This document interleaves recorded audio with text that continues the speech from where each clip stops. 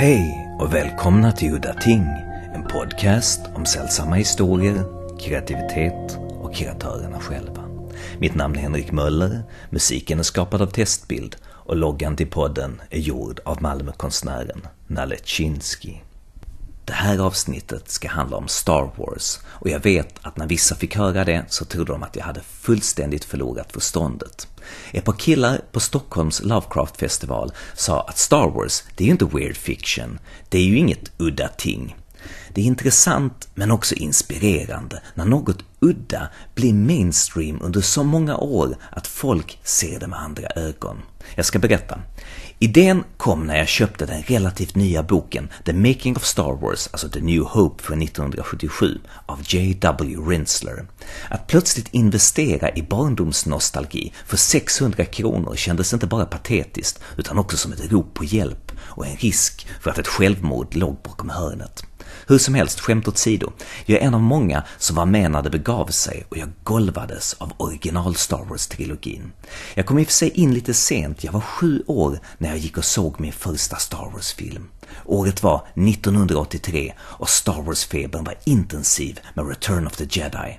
Jag hade redan läst serieversioner och sett stillbilder från filmerna, men inget kunde förbereda mig för vad jag skulle få se. Man låter som en jävla stofil nu, men vid denna tid fanns bara 3 jävligt sega tv-kanaler med några tecknade filmer och gamla svartvita Flash Gordon-avsnitt från 1936. Det fanns en del sura fantasy- och science fiction-filmer gjorda på 70- och 80-tal, men nästan allting bleknade mot Star Wars. För nu satt jag i biosalongen och på stor duk, ingen tv, tittade jag rakt in i ett annat universum. Det var så jag upplevde det och jag överdriver inte när jag säger att det var nog mitt livs starkaste bioupplevelse. Det var bara för mycket. Det var bara för bra på alla sätt. Och min tanke efteråt var bara vem fan har kommit på detta? Vem har uppfunnit detta? Jag trodde ju såklart att det var en och samma person som är författare till en bok till exempel som har gjort allting i hela filmen. Men det som inspirerade och imponerade och gjorde intryck var främst att se en värld med andra varelser, andra prylar. Till och med deras mat, dryck, musik, schackspelen de spelade var annorlunda. Ingenting förklarades heller. För som George Lucas sa om sin första science fiction-rulle, THX 1138, så var det inte en film om framtiden, utan en film från framtiden. Det vill säga att ingenting förklarades eftersom i den här världen skulle alla förstå teknologin, förstå språken de talade, de märkliga djuren. Den klassiska New Hope-diskussionen mellan Obi-Wan och Luke, där Obi-Wan berättar att han har varit med i The Clone Wars och massa andra historiska händelser. Det är bara små, korta hintar som får vår fantasi att gå igång och spinna vidare på vad detta skulle kunna vara. Vi blir således själva delaktiga i skapandet av Star Wars-mytologin. The Making of-boken var också annorlunda än andra Star Wars behind the scenes-böcker som jag hade läst i min barndom. Det var inte bara en uppradning av ritningar och skisser och specialeffekternas tillkomst rätt upp och ner. Den här var skriven som en historia. Boken gick alltså att läsa från pärm till pärm och var riktigt engagerande. Det var en sann historieberättare som var bakom spakarna här. Det var då jag blev sugen på att kontakta författaren till boken, Jonathan Rinzler. Jonathan hade jobbat i flera år på Lucasfilm och skött det dokumentära arbetet på Star Wars-böckerna, Indiana Jones-boken och dokumenterat bakom kulisserna på prequel-delen Revenge of the Sith. Just det här med prequel-filmerna var något jag helst ville slippa diskutera med Jonathan eftersom jag visste att han gillar dem. Själv är jag en av de många som tycker att prequel-Star Wars-filmerna som kom i slutet av 90-talet är bland det sämsta som gjorts i världshistorien. På min vägg hemma har jag ett litet foto på George Lucas när han regisserade den allra första Star Wars-filmen från 1977 och fotot är också signerat av George själv.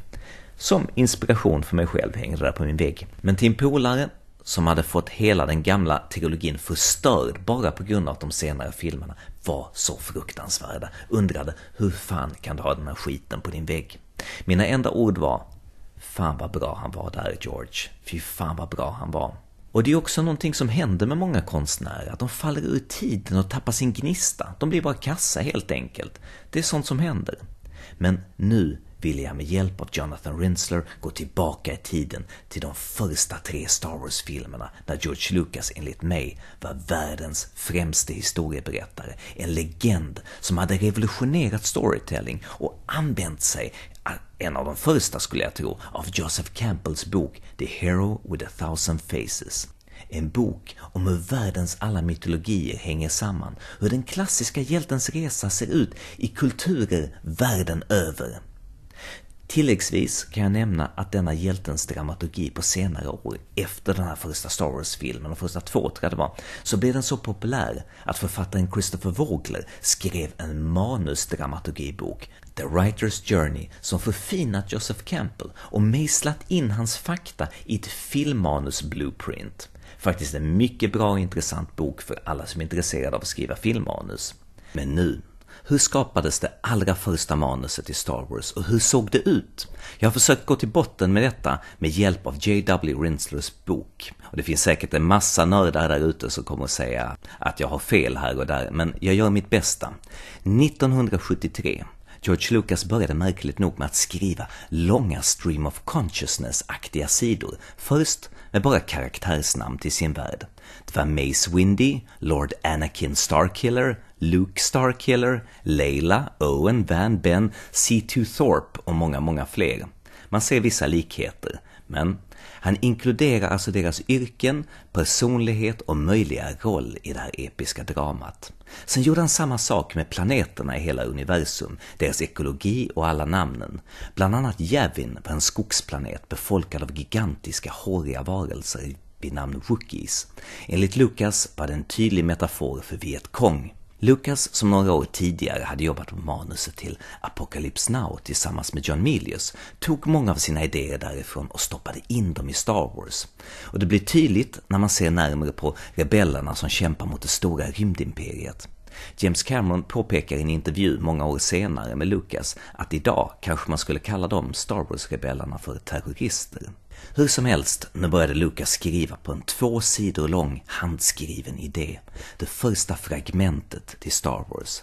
Det hade namnet The Journal of the Whills, del 1, senare kallad The Starkiller. Historien kretsar då kring en aktad Jedi, en Jedi Bendu vid namn Mace Windy och hans unge lärjunge C2 Thorpe. Journal of the Whills syftar på den spirituella viljan att få saker att hända med tankens kraft. Det som senare skulle bli The Force stod alltså i centrum redan från första idén. Hela historien berättas genom journalen, The Journal of the Whills, som en bok ungefär som skulle öppna sig i början av filmen, en sorts sagobok om man så vill. En bok, en journal skriven av den unge lärlingen som krönikör i sann Sancho Panza-anda. Vi är alltså ljusår nu från den färdiga filmen, men vi kan se små spår av det som Lucas senare skulle återanvända i den första filmen, The New Hope. Lucas är väl medveten om att han i grunden är en experimentell filmskapare och därför ingen bra manusförfattare. Han hade vid tillfälle under sin första film THX 1138 i rent dåligt självförtroende tagit hjälp av en professionell manusförfattare. Men han hade då insett att allt blev mycket värre eftersom vad han höll på med var en så pass märklig film. Lucas insåg nu att han inte var en bra manusförfattare, men att han i alla fall visste vad han ville kommunicera. Lucas bestämmer sig därför att skriva sitt nya manus själv, hur svårt eller dåligt det än blir. Han känner att hans idéer är bra, men han behöver en dramatisk struktur att följa. Han fascineras av likheterna mellan världens alla religioner och börjar därför genom Joseph Campbells böcker leta efter gemensamma nämnare för att skapa sin egen värld, sin egen mytologi, som ska kunna vara identifierbar av folk världen över. Varje dag så går Lucas upp till sitt skrivarrum och sätter sig ner vid sitt skrivbord. Ett skrivbord ihopsnickrat av 3 dörrar. Han skriver för hand med blyertspenna på linjerat papper och en almanacka framför sig på väggen där han kryssar av dagens skrivna sidor. Han måste skriva minst 5 sidor varje arbetsdag och oftast berättar han att han blir sittande där efter första sidan, stirrandes in i väggen tills det bara är 1 till 2 timmar kvar på arbetsdagen och skriver sedan de 4 sista sidorna i panik. Hans arbetsmoral är den att han sitter ner i stolen, hur svårt det än är. Han avbryter aldrig förrän klockan blir 5. Lucas inspireras av gamla bio-cliffhanger-äventyrsserier som Flash Gordon, serietidningar och pulp science fiction-böcker. Lucas har varit extremt missnöjd med de rymdskeppsstrider han hittills sett på film och redan nu börjar han videobanda tv-dokumentärer med stridsflygplansstrider som han sedan för över från videoband till 16 mm och klipper ihop till nya actionscener. Ett sorts rörligt storyboard. Detta ska ligga till grunden för X-Wing-fighterna i slutet av filmen. När sedan det första riktiga treatmentet kommer samman år 1973 så ser vi faktiskt öppningsscenen nästan exakt återgiven som den är i den slutgiltiga filmen. Att ett litet rebellrymdskepp jagas av en stor Space Fortress för att infånga rebellprinsessan och en skatt hon har med sig. Han inspireras också av Akira Kurosawa och Lucas har med 2 clowniga byråkrater som ska bli våra ledsagare genom historien med sina objektiva komiska betraktelser av händelserna som utspelar sig. Men där stannar likheterna. Mycket i det här tidiga utkastet liknar ingenting av det som senare ska komma. 1975, långt om länge, kommer det andra utkastet med titeln Adventures of the Starkiller. Det börjar med en rullande text i början som förtäljer en profetia om en messiasfigur kallad The Son of Suns, alltså solarnas son. De 2 byråkraterna har nu förvandlats från människor till 2 robotar, R2-D2 och C-3PO, ständigt tjafsande med varandra. Jedi-riddarna lär sig en mystisk teknik som kallas The Force of Others för att kämpa mot de rivaliserande, ondskefulla sekten The Black Knight of the Sith, som enligt Lucas beskrivs som att ha ansikten som Linda Blair i Exorcisten. Här finns nu en Lord Darth Vader som är Sith-mästarens högra hand. Ni som kan eran Star Wars känner igen ett och annat här från prequel-filmerna. Lucas kärlek till Errol Flynns film Captain Blood inspirerar till ljussvärdsdueller. Så långt allt väl, men nu börjar saker flyttas runt och i de nästkommande versionerna av manuset skiftar huvudpersonen till Han Solo och Luke blir en flicka i vissa utkast. Konceptskisser bör också ta form och Lucas skissar nu 3 tydliga bilder av vad som komma skall se exakt likadant ut i den slutgiltiga versionen av filmen. TIE Fightern, X-Wing Fightern och Dödsstjärnan. Året har nu blivit 1976 och titeln på filmen har nu bytt namn till The Adventures of Luke Starkiller och på första sidan där står texten A long time ago in a galaxy far far away an incredible adventure took place. Vi börjar alltså närma oss. Här skulle man kunna tänka sig att historien var på plats, men nej. En lång sidoplott som senare skulle användas i prequel-filmerna om hur Ben Kenobi besegrar Vader som faller ner i en vulkan och blir nästan bränd till döds och därför får ha sin livsuppehållande svarta rustning på sig, samt Vaders hämndbegär. Vader benämns här som The Man Machine och Lucas bestämmer sig för att hålla hans brännskadade ansikte hemligt. Mystiken och tittarens fantasi är fortfarande viktigast för Lucas. Här finns fortfarande en massa andra karaktärer från första utkastet med, som till exempel Mace Windy. Senare förändras grejer i fjärde utkastet. I Rinzlers bok finns ett transkript från en bandad manuskonversation mellan den kreativa producenten Gary Kurtz och Lucas där några nya förändringar diskuteras. Fast jag skulle vilja säga inga större ändringar hintas om och nästa utkast har nu bytt namn till The Star Wars. Små men ibland viktiga ändringar fortsätter sedan genom hela produktionen och nu tror jag det får vara dags att börja intervjun med avsnittets gäst, Jonathan Rinzler. Okay, so how did you come to work for George Lucas at Skywalker Ranch? Through chance, really, although I wanted to work at Lucasfilm and I wanted to work with George Lucas, but I never thought that I'd actually have the opportunity to write all of these making of books. But when I did, I just naturally told them as a story, because to me, that was how you would get people interested in everything everybody was doing. I didn't, see the storytelling in such grand mythological terms, although obviously storytelling comes from, it's the thing we do. It's one of the things that humanoids have done since we've been able to speak, apparently. So I just naturally gravitated towards storytelling. I don't think that I work in any, I don't think I'm telling stories at the level of, the great poets, but I do want to entertain readers. There is a podcast called Story and Star Wars, in which the guy who has the podcast cooks, he boils everything in the New Hope down to one single thing, dramaturgically that is, that it's all about Luke coming to terms with the Force and finally using it at the end. That depends on interpretation. And, there's been one person wrote a whole Jungian analysis of Star Wars, and there's been many other interpretations, but I mean, I would agree in part. The late decision to kill off Obi-Wan and then to have Obi-Wan become a spirit who then, as a byproduct of that, educates Luke in the idea that there's a life after the death of the physical form is very spiritual. And insofar as that's part of the Force, I'd say that was a really important part of the film. But also a major part of that film is the idea of leaving home and finding a new family of friends. And I see Star Wars, the first Star Wars, A New Hope, as the third in a trilogy that starts with THX, goes through American Graffiti, and ends with the first Star Wars, which is all three movies are about leaving home.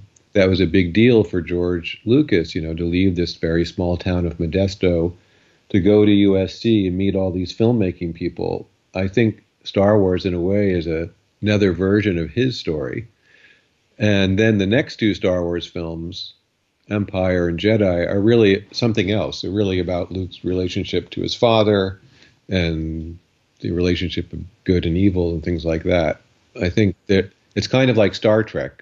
Lucas is using the characters that he made to tell different stories. And then episodes 1, 2, and 3, even though they're the same characters, they're really not actually the same characters. They sort of are. You can certainly read it that way, and he meant it to be read that way, but it's really a different story about government and how people become, one little nice kid becomes a really evil, greedy person. Well, I didn't mean it as an interpretation. It's not an interpretation, but a dramaturgical boiling down to the main thing that the writer-filmmaker was focusing his attention on in the story by excluding all of the other things. To me, that it gets into something that's technical. If you're going to really get technical, I would argue that good films use all of the various elements that go into filmmaking, from casting to score and editing, to create a kind of musical form. And it's the ultimate combination of all these things, including the theme of the Force, that makes it seem like a piece of music that people want to experience over and over again. It exists in time. And how films do that, each one does it slightly differently, but it's always a combination of all those art forms. It's not, you can't say that. You can argue that, yes, that maybe that's the most important theme, but I don't think it's really useful to argue that a film's meaning is what makes it great, because it's really the various art forms that go into it, plus the meaning, that makes it great. I get the dates mixed up, but when exactly did you start working on Lucasfilm? I didn't get there till 2001. They were in the middle of making episode 2. I think maybe some people think I started earlier because I wrote books about the earlier films. But no, I was there from 2001 to 2016. So I was there in the sort of golden and then twilight era of Lucasfilm. And fortunately, I met a large number of people who had worked on the earlier films and who were still there, like Dennis Murin and Lauren Peterson and Ben Burt. And so it felt there was a continuity. I tried to get a job at Industrial Light and Magic back in 1988, but at that time as a painter, but I really was not good enough. Well, I've heard stories about Lucas building secret rooms and passages in Skywalker Ranch. Is there any truth to that? I mean, there's some things that are off limits, certainly. And a lot of stuff is disguised just because, for instance, you want a bunch of cars parked outside, which sort of ruins the utopian-like setting. So there are there are literally, I think, 4 underground parking lots, 3 or 4. And then there's like where I used to work in the carriage house, you'd go up through the parking house and there was actually a sound studio, which I guess you could say was hidden under the this sort of very Victorian style house. And there was another one under the main house, but it wasn't like, people knew it was there. And then there were, because they were Victorian style houses, there's four of them more or less, they had things like maids' staircases as a kind of bourgeois house would have, so that you wouldn't see the maid going up and down the stairs doing his or her work. And so you could use those staircases. I used to have to sneak out of the carriage house and go over through another hidden staircase in the main house to go to the art department meetings, because it was supposed to be a secret that I was going to these meetings, because, you know, they were very hush-hush. And that was, I guess that was kind of fun. I've also heard that there is a room that is off limits to everybody, that nobody is allowed to go into, and apparently it contains, among other things, the Lost Ark of the Covenant from Raiders of the Lost Ark. They were scattered.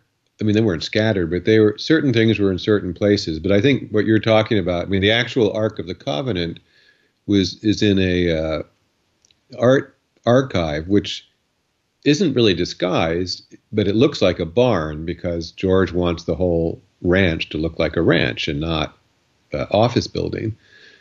And so it looks like a barn, but inside is the art archives, and that's where they have the Ark of the Covenant and, you know, the speeder bikes and all the Ralph McQuarrie art and a ton of stuff. And it really is like a treasure house. I mean, it's a treasure house. And I was fortunate enough to spend hundreds of hours there doing work for all these books.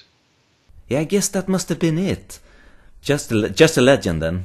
I think that's what they're talking about. Yeah, there's no secret room. Yeah, that doesn't exist. I mean, you can't go upstairs into George's office, but it's just like any place there. There were places that were off limits. You couldn't go down. I mean, I could, but the average person working there couldn't go downstairs into the editing suites in the main house, and you couldn't go just barge into the, you know, the sound stage. Well, not really sound stages, but the recording studios at Sky Sound. I mean, there were all these rooms you couldn't go into unless you had a reason to go into them. I know George was your boss and all, but at which moment did you guys click? I was told from the beginning that George was a shy person, and, you know, to kind of keep my distance. And I took that very seriously. And I went to many meetings with him where I was introduced superficially a couple times. And I was there for, I don't know, all of these art department meetings, months and months of meetings, but there was no reason for me to talk to him. And then I went to the set in Sydney when they were shooting episode 3 and spent a lot of time there. And then just one day he came up to me and started talking. I guess he finally, I don't know what happened, actually. And then from that point on, we talked, from time to time on set, because there's a lot of time to kill. And then when I interviewed him for the episode 3 book, I think he was really surprised by the fact that I didn't want to just talk about, Luke Skywalker and Darth Vader, that I wanted to talk about sound design and editing. Above all, editing. I think that's where I couldn't believe that somebody was actually asking him to talk about something that's so important in the making of a movie, but which there's, myself included, most people don't really know the vocabulary, don't have a vocabulary to talk about editing. But I did my best, and I think he really appreciated that. And we talked about other things. And at that point, I think he had confidence in me, and I kind of became his de facto publisher.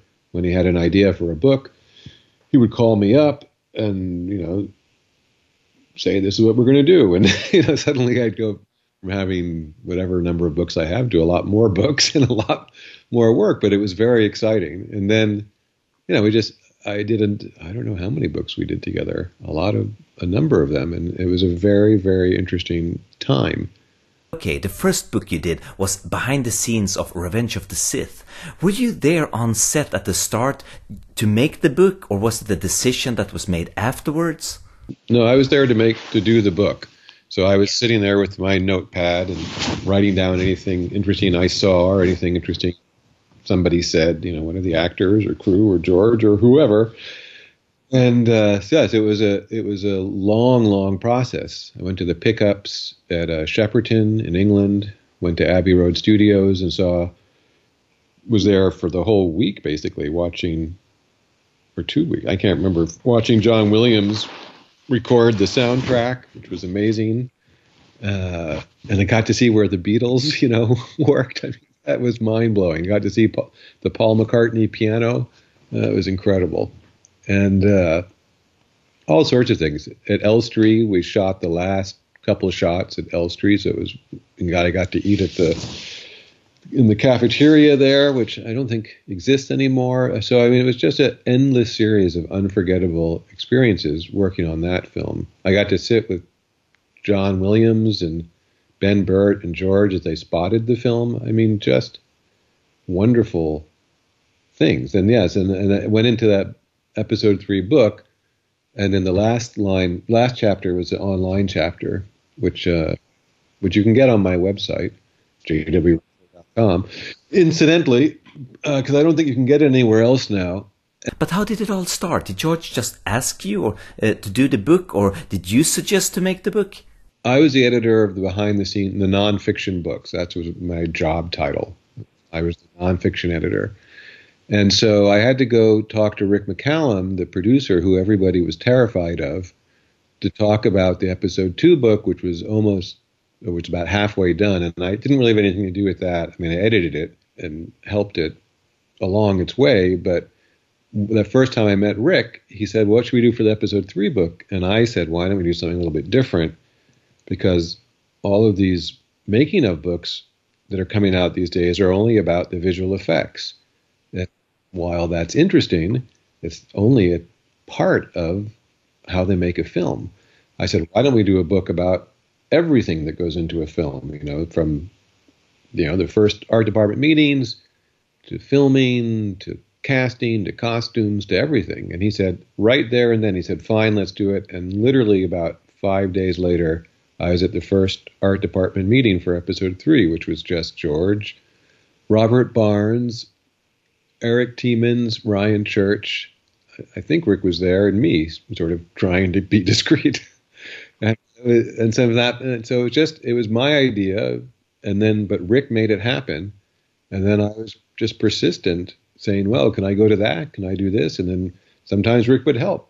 One time, I was just at the episode 3. I was just standing around the set one day, and he said, "You should come tomorrow." And I think it was Saturday or Sunday, and it was just rehearsals for the lightsaber duel. So you had Hayden Christensen and Ewan McGregor in their kind of street clothes with their lightsaber sticks, and Nick Gillard supervising as they went through the whole, lightsaber duel rehearsal, and it was amazing. They were just as fast in real life as they were on film. But wait a minute, they just had stunt people and coordinators in there, and they try out stuff, and George would then come in and say, okay, this looks fine. I thought all of this stuff was tightly storyboarded in advance. There were a few storyboards, just sort of conceptual.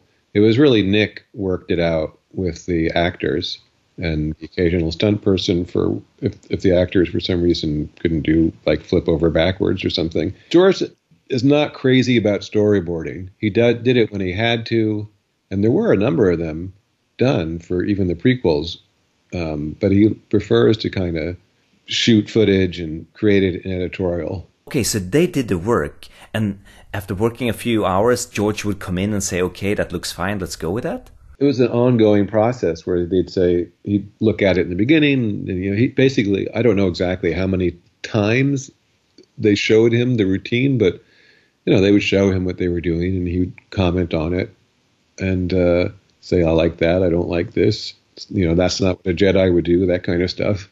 And they'd just work it out. And then a lot of it, gets cut down in the editorial.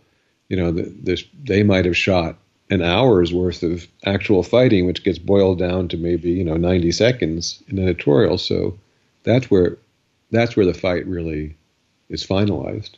Okay, going back to what this podcast is all about, story. The first screenplay for A New Hope, I'm very interested in it. How long was it? George said at some time that it contained all 3 films from the original trilogy. Could that really be true? Well, there's 2 things. I mean, George, I think, is basically exaggerating how long.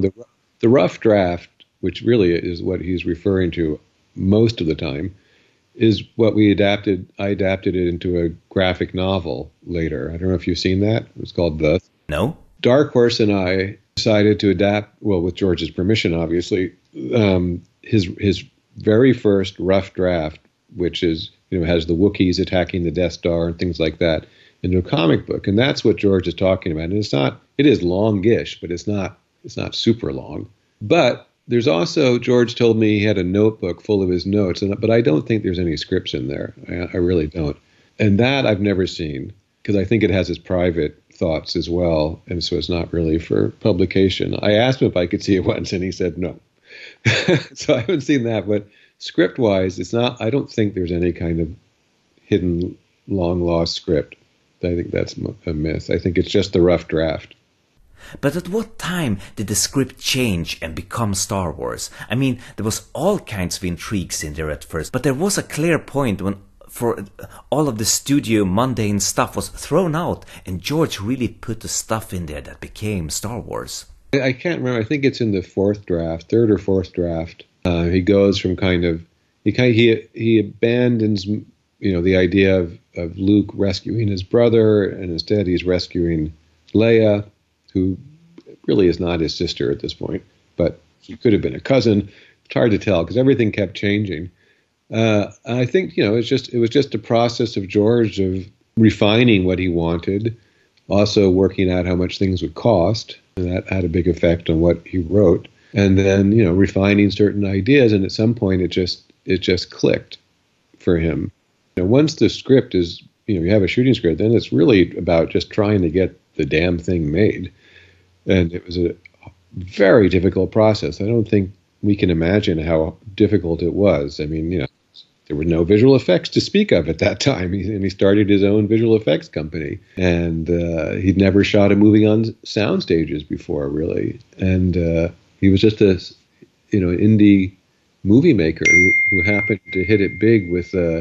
I think one thing you have to keep in mind is that in the 1977 first film, when that came out, there was nothing like it. I mean, there had been 2001 A Space Odyssey and Star Trek, but nothing that looked like this world. So when that first Star Wars came out, the prequel films that came out in 1998 had come after the original trilogy that made it almost impossible to duplicate that kind of effect on the audience. I agree with you. There was no way you could duplicate in 1999 what had happened and what George had made happen, with the help of a lot of really great craftspeople.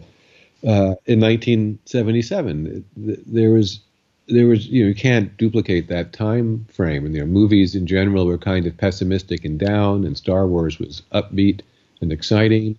And then there was just all this stuff that you had never seen in a movie before. It was just mind-blowing. If you saw it when you were 7, you were probably the perfect age for it. Maybe 10 would be the perfect age. The crazy thing is that when I saw Return of the Jedi, it was in Austria, and the film was dubbed in German and had French subtitles. Well, not that it mattered to a 7-year-old Swedish boy. And it works. You don't need to know that much story.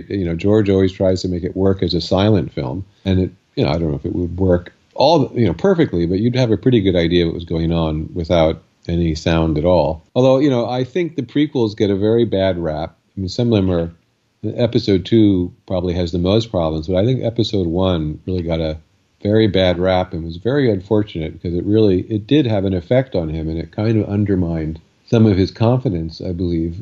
And I disagree with people who dislike episode 1. I think it's a very, very good film.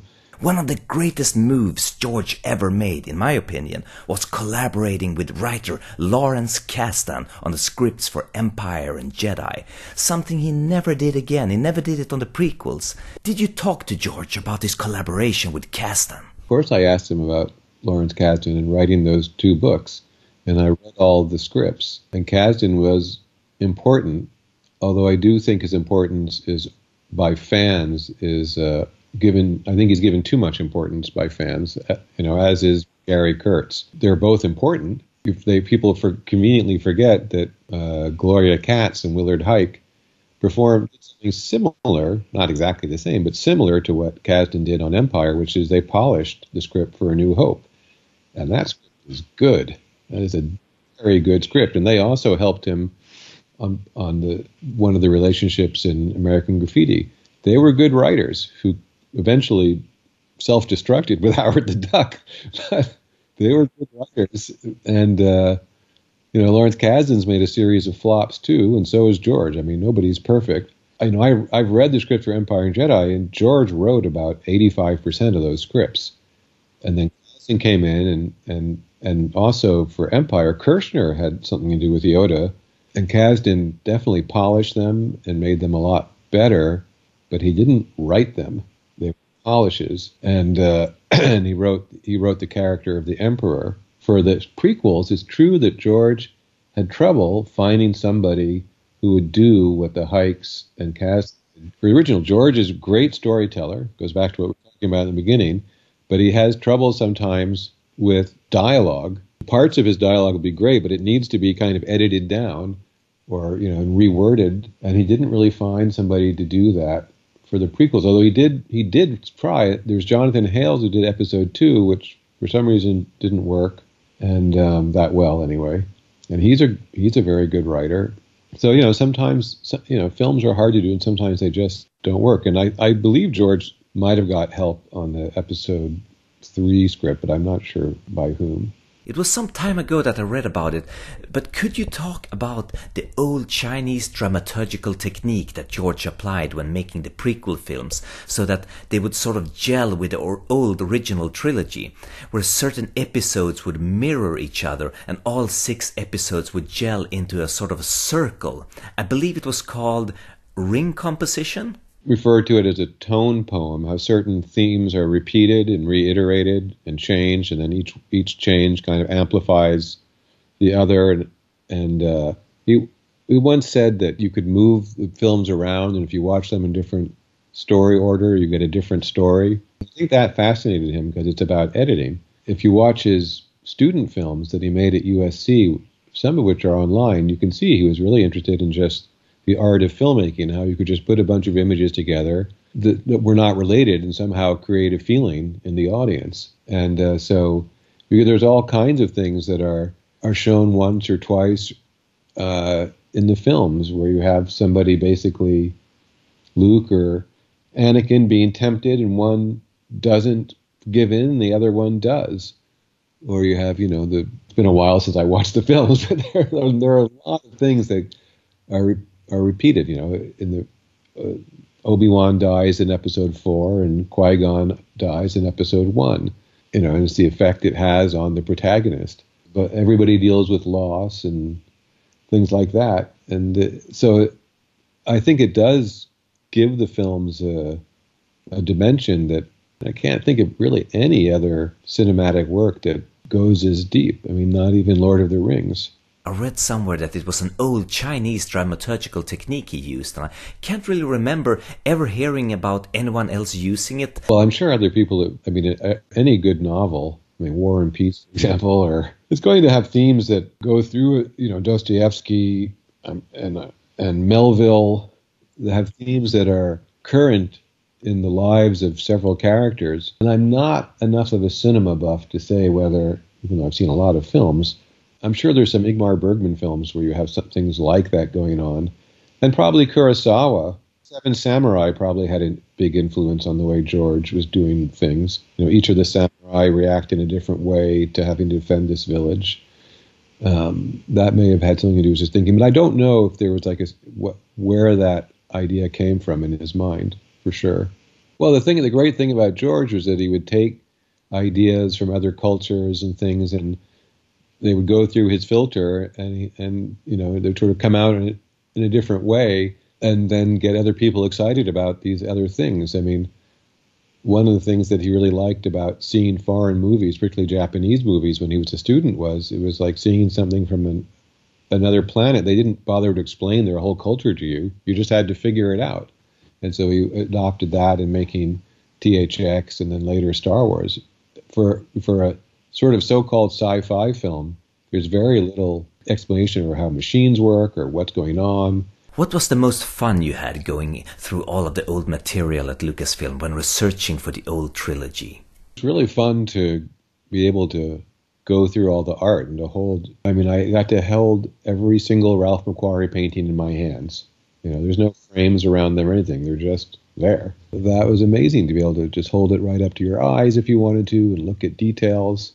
That was a huge amount of fun. And it was really great reading the original interviews that were done for A New Hope, that even before the movie came out, you know, that were 75 and 76, before anybody knew it was going to be a big deal. It was really refreshing to read about everyone's feelings and adventures and the challenges they faced. I mean, and then, you know, we found all these old black and white photos. It was fun going through those, although it was also hard because they're really small. It's like, which one we use in the book? I can't tell. I can't even tell what's going on. So you kind of have to go on, well, that looks like it's going to be an interesting picture. Let's develop that one. Well, let's blow up that one. That was it. So it was fun, and it was a lot of work. Well, I mean, on most films, when they wrap, most of the material goes into the garbage can, but not George. It was quite amazing that he kept all of this stuff and archived it. Yeah, you know, George is a part anthropologist, and although he won't admit it, he is interested in because he saved it, so you can't argue with that. You're right. And then he preserved it. He's kept stuff that almost no other director bothered keeping from their films. And it costs a lot of money to keep that stuff. You know, he's got a staff. It's cost him millions of dollars to keep it. And nothing really had been done with it. So I was really fortunate to sort of come along and say, gee, you know, all this stuff is really interesting. Why don't we use it in a book? And then we could do a book on the blueprints, because blueprints are interesting.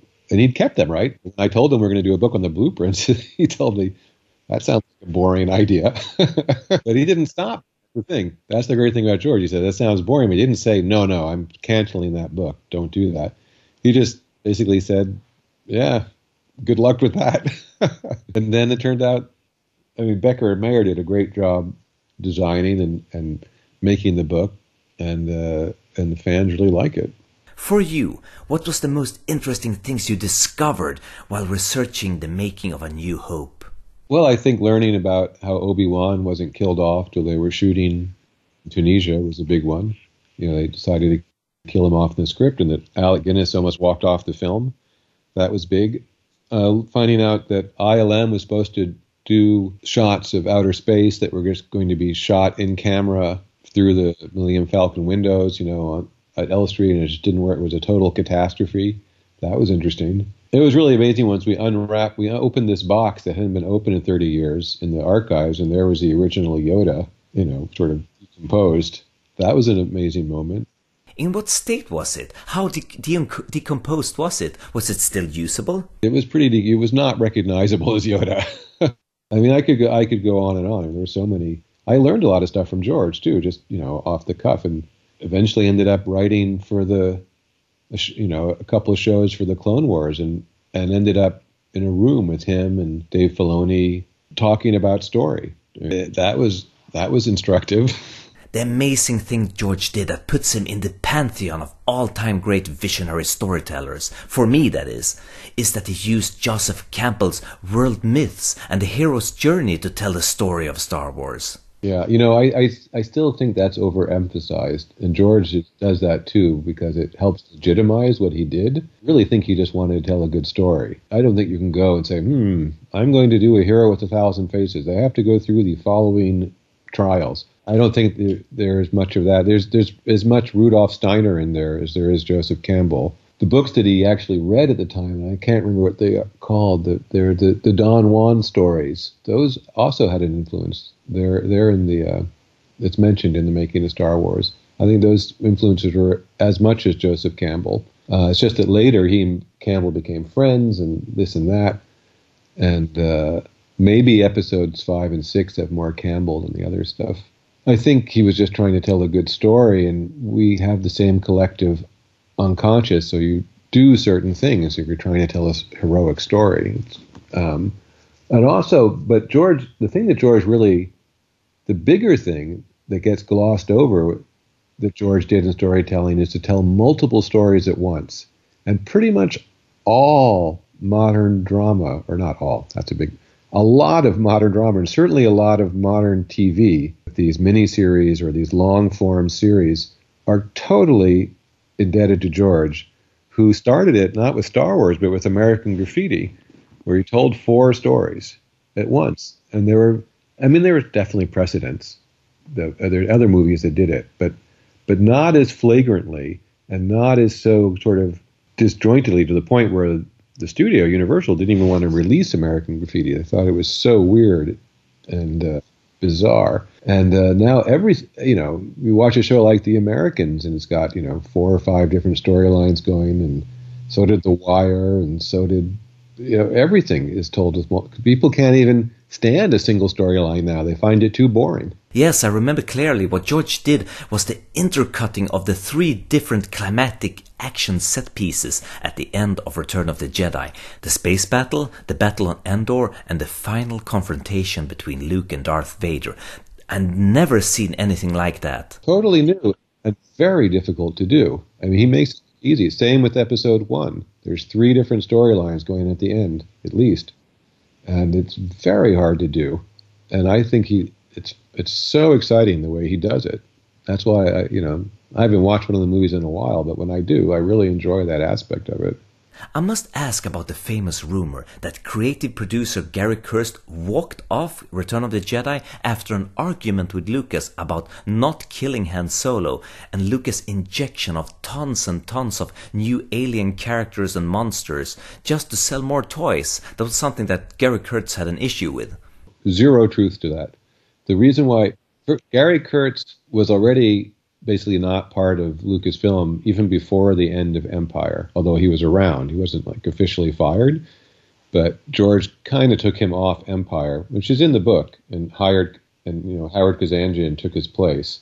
And it was for the very simple reason that Gary Kurtz was not controlling cost overruns on Empire. And George was financing the movie himself. I mean, imagine it's your money and millions of it are flowing out the window to the point where George had to go back and ask Fox for money, which was exactly what he didn't want to be doing. And so he was really upset. What he told me is he told Gary Kurtz in no uncertain terms that was unacceptable. And I asked Gary Kurtz about it, and Gary Kurtz said, they just had a different point of view. Gary Kurtz thought it didn't really matter because the movie was going to make the money back anyway. George is kind of frugal in that way and didn't want to just spend money willy-nilly. And then also, he ended up having to make concessions to Fox, which he really didn't want to do. So on Jedi, he made sure to have a producer, Kazanjian, who also did Raiders of the Lost Ark, who really could control costs. And both of those films came in on budget. It had nothing. George didn't want to kill off Han Solo. And Gary Kurtz had no say in the matter. But what did all of this come from? I mean, even Harrison Ford talks about the killing of Han Solo on Jedi. I mean, the discussion must have come up at some point. If you read the Making of Jedi book, there's a transcript of the story conference between George and Larry Kasdan and Richard Marquand, the director. And I can't remember who, but somebody suggests killing off Han Solo or killing off Yoda or killing off everyone. And George saying, I don't like killing off people. Yoda eventually did die, but definitely not Han Solo. He said he hates movies like that, where people just, the storytellers kill off characters just in order to get an audience reaction. He feels like it's a betrayal of the audience to the audience, and I completely agree, and think that killing off Han Solo in The Force Awakens was the single stupidest idea in all of the Star Wars movies. Speaking of story, I've read to George's credit that he had to calm director Richard Marquand, as the director of Return of the Jedi, that he had to calm him down when he got excited about all the action set pieces and stuff, and tell him that action has no impact unless there is a story to anchor it down. Yeah, that's true. I don't think Marquand was a good storyteller too. He made some good movies, so he knew how to tell a story, but he got kind of, I think, maybe overexcited by certain possibilities in Jedi, and George had to kind of rein him back and say, no, the fight at the end is not this giant, huge fireworks of lightsaber battles. It's about the emotional content and how that relates to the story. But, it's not easy. George didn't realize that the key was having Darth Vader realize that Leia is Luke's sister and that would finally spark Luke's, homicidal, patricidal anger. That didn't come out until post-production. So, and just like in Star Wars, the idea of the Death Star closing in on the Rebel base and to blow it up, that wasn't in the script. That was manufactured in post-production. So, I'm writing a novel now. I have it out kind of for a digital test run. You can read it. But I'm actually working on it now, and I realize, I have to change that. And because it's digital, I can change it. Eventually, when it gets published by a traditional publisher, its form will be set. But I can see why George ended up changing some parts of his movies, and I don't agree with them. But anyway, it's hard to get right, and sometimes you can change it and screw it up, too. Well, deciding to kill Obi-Wan halfway into the film was a bold and no small move. It totally changes the story. It changes everything. And it changes the whole sense of the film. And so one of the reasons why he decided to kill off Obi-Wan was that it was easy to write him out of the other scenes because he really didn't have any role. So that was easy. In fact, you just kind of deleted him. It would have been harder to add something. And all he did was have to add, and some of that might have already been in the script. It's been a while since I looked, but, to have him advising Luke basically as a spirit. But the hard part was that, like I mentioned, Alec Guinness was going to quit. George had to have lunch with him when they were back in London. And, because Alec Guinness was saying, I die and I don't get a death scene. Because that's how actors look at it. Just getting cut in half by a lightsaber is not much of a death scene. Or not cut in half, or whatever. He disappears, whatever happens. It's amazing that the movie worked. There were so many things that could have gone wrong. At so many levels, just thousands and thousands of decisions and things that could have gone wrong. It's a miracle that the movie came together and then, changed the world. What would be of interest to read is George's script for the latest Star Wars trilogy. What would they have looked like? Well, he always had ideas that he talked about, various ideas with people over the years, but the actual writing it down as something that he gave to Disney, that was afterwards. That was not long before the sale to Disney. I mean, he wrote it down saying, here are my ideas. And there, most of them were developed for what was then called episode 7, and then, less for 8 and 9, but the basic arc was there. But did Disney use any of his ideas for the new trilogy? No, they discarded pretty much everything. But I'm saying that he did write it down, and then J.J. Abrams and Lawrence Kasdan and whoever decided just to not use his ideas. And that's what George said, and I can confirm that it's true. I know, as you say, there were ideas, but was there ever a finished script by George? It was just a treatment. There was no script that he wrote. Was it written just prior to The Force Awakens, or was it older ideas? I've heard that George had ideas for the evolving story way back after the first trilogy. This one was made just prior. I'm sure there's ideas written down here and there for what might happen, and some of that's written about in Jedi. You talk to Mark Hamill about what he envisioned, or Jim Bloom, the effects producer at ILM, he would talk to him, but it was nothing definite. And obviously, if George had filmed episode 7 himself, who knows how much of his own ideas he would have kept. Things change dramatically, as you know, between a treatment and a shooting script. I've read an interview in the early 90s where George said he had burned out on the Indiana Jones and Star Wars films and he couldn't think of any new stories. What made him suddenly change his mind about continuing the saga?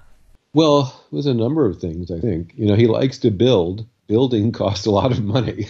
And I think also the effects changed with Jurassic Park. That was a big, and the whole digital revolution, which he championed, that became the canvas became a lot broader. And I think that's when he got more interested. And then also, actually, the person who hired me, Lucy Wilson, who's the head of publishing, she talked George into letting her publish a novel, which became Heir to the Empire, which became this huge bestseller, which showed that how much love there was out there for Star Wars. And then, he did the Indiana Jones Chronicles just because he loves history and the character. So, also George, it depends when you talk to George sometimes. If he's in a certain mood, he'll give you one response. And if he's in a different mood, you'll get a different response. He can be a little mercurial sometimes. Jag läste någonstans att det var Titanic-succén som sporrade Lucas att göra Star Wars prequel-filmerna, bara för att knäcka Titanics rekord som världens mest inkomstbringande film. Titanic håller idag en andra plats. Första platsen hålls av Avatar, också regisserad av James Cameron som världens mest inkomstbringande film. Och tredje platsen är alltså Star Wars The Force Awakens, regisserad av J.J. Abrams. Så jag undrar vad Lucas tycker om det. Lucas själv hamnar ända nere på plats 32 på Wikipedias lista över mest inkomstbringande filmer. I know that you have a new book coming out. Would you like to talk about that? I've written a book about the first space age called All Up, Odyssey of the Rocket Men, which is the only book of its kind, and it's a novel. It's not nonfiction, it's fiction, and it's about people who created the rockets and some of the astronauts going all the way from pre-World War II through World War II, the space age, the space race, all the way up to the Apollo 11 mission. But it goes into a lot of subjects that people don't know about, or they sort of know about, but not really, about what the Nazis and the V2 rocket, and being in Sweden, one of those, probably more about the V2 than most people. One of the test rockets landed in Sweden, which was a big deal for MI6. Then realized that the rockets were being, manufactured in great numbers and scared the hell out of them. So a lot of that stuff is basically unknown by the general public. How the U.S. smuggled German engineers like Werner von Braun into America, but also how the Russians were so important, or the Soviets, I should say, Sputnik and everything, and there were spy satellites and Freemasonry and alien spacecraft, and all that stuff was in the mix, and it's just probably the most incredible story of the 20th century, and yet most people know very, very little about it. And so I wanted to make it into a very entertaining, readable form so that people might have fun learning about it. Ja, det var allt för den här gången. Mitt namn var Henrik Möller. Musiken är gjord av Testbild. Hej då.